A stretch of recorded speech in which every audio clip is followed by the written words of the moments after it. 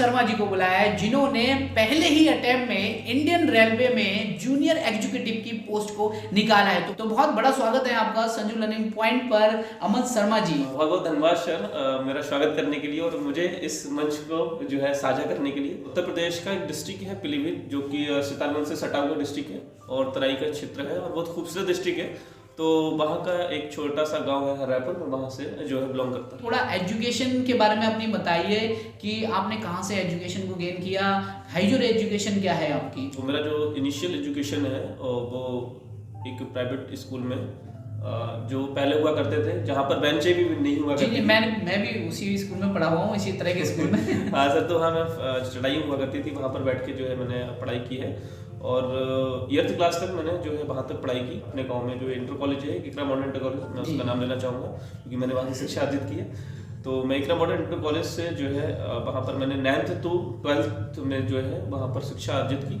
मैं आपको सबको बताना चाहता हूँ कि मैंने सर से भी अगर बात करूँ, सर से टेक्निकल के मामले में मैंने बहुत कुछ सीखा है और कहीं ना कहीं अगर मैं यहाँ तक आज पहुँचा हूँ तो उसमें सर का भी बहुत बड़ी हिस्सेदारी है, जो मैं यहाँ तक जो है पहुँचा हूँ। बहुत बहुत धन्यवाद। आगे बढ़ता गया और मैंने इलेक्ट्रॉनिक्स से ITI की। उसके बाद में एक डिप्लोमा, जैसे कि आप भी उसमें इन्वॉल्व रहे हैं जी। और मैं आपसे काफ़ी मतलब उस चीज़ से इंस्पायर हुआ था।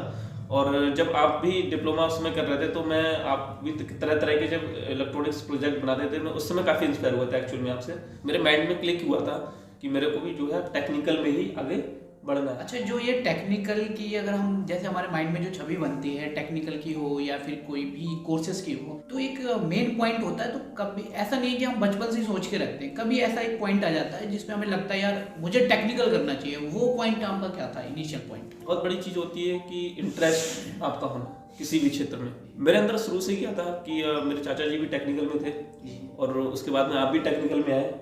कहीं ना कहीं मुझे उन चीज़ों से सीखने को थोड़ा थोड़ा मिल रहा था। दूसरा एक कैचिंग पावर होती है कि आप किस चीज़ को जो है जल्दी से ऑब्जर्व कर रहे हो और इम्प्लीमेंट कर रहे हो। तो कहीं ना कहीं मेरे को एनालाइज हुआ टेक्निकल चीज़ों को जल्दी ऑब्जर्व कर रहा हूँ और उनको इम्प्लीमेंट भी कर रहा हूँ लाइफ में। तो यहाँ से मेरा टेक्निकल का जो है सफर शुरू हुआ। बहुत सी चीज़ें फिर मैं धीरे धीरे शुरुआत करने लगा था और उसमें मेरे को सफलता छोटी छोटी प्राप्त होने लगी थी।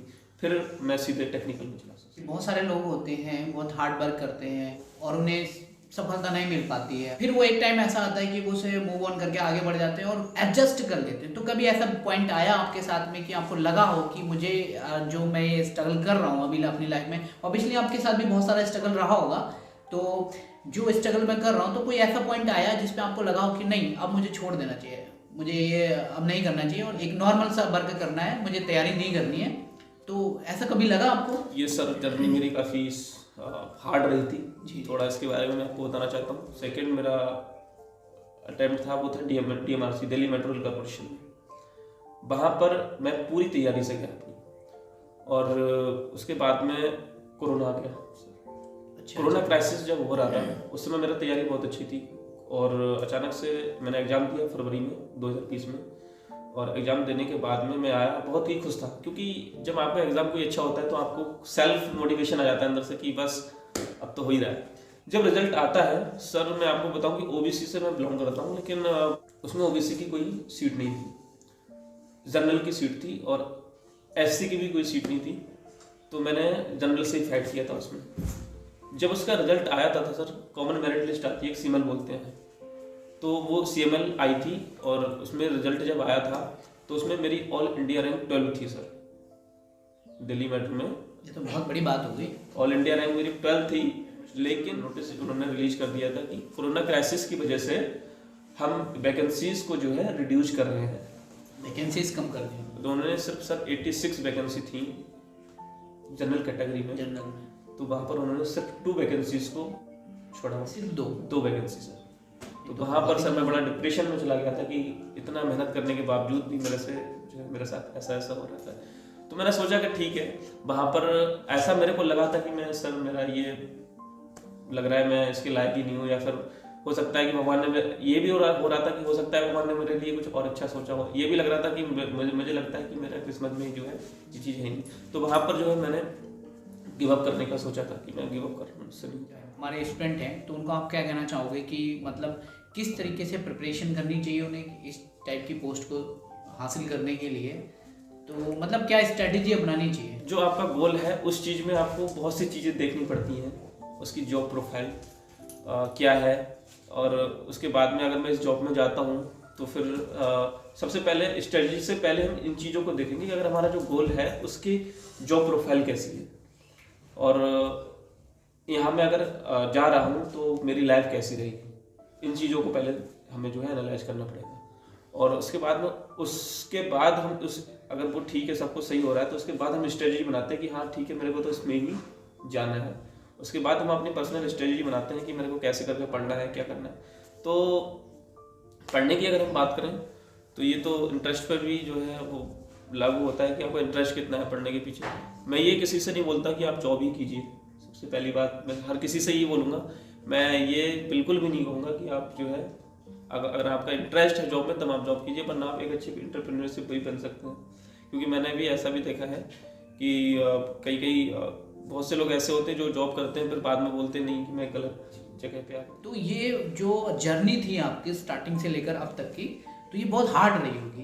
तो इसमें कोई ऐसा वाक्य रहा हो जिसमें आपको कभी एक पल के लिए ऐसा लगा हो कि अब मेरे से नहीं हो पाएगा, और बहुत रोए हो आप, या कुछ भी, मतलब आप बहुत ज़्यादा अपसेट हो गए हो, तो ऐसा कुछ रहा हो? अगर आप हमारे ऑडियंस को कुछ बताना चाहो तो। सर ऐसा तो मेरे साथ कई बार हुआ है जी कि यहाँ पर ये कंडीशंस आती हैं, वहाँ पर ऊपर वाला भी आपका पेशेंस की परीक्षा लेता है, साथ देता है कि अब जो है आपको तय करना है कि आपको गिव अप करना है या नेवर गिव अप करना है। जी जी बिल्कुल सही बात। और मेरे साथ भी ये हुआ था, काफ़ी केसेस ऐसे हुए थे कि मेरे को लग रहा था कि मेरे से कुछ नहीं होगा और मैं टूट रहा था। लेकिन सोचा था कि जब धरती टूटती है तभी उसमें से एक अंकुर निकलता है। तो कहीं ना कहीं इस चीज़ों को मैंने जो है अपने जीवन में लागू किया था कि ठीक है, मैं अपना 100% दूंगा, ऊपर वाला जो भी चाहे।